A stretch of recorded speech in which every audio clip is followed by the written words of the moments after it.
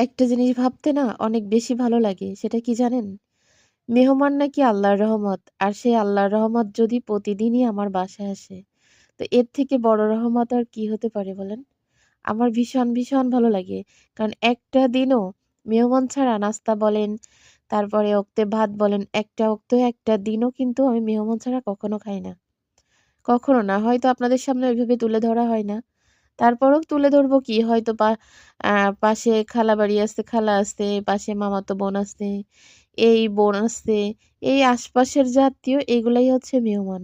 তো এদেরকে কি দেখাবো আর কি বলবো এদের কথা বলেন?